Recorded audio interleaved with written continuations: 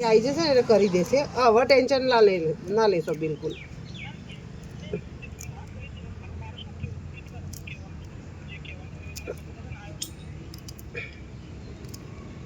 એ હું તમને 2 મિનિટ રહીને કરું ફોન. પેલા સ્વપનનો ફોન કરીને પછી કહું.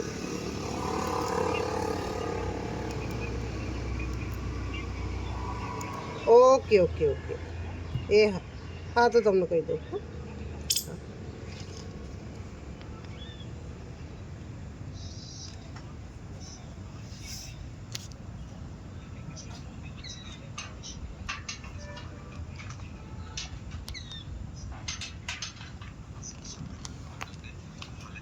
ઓહ આવો.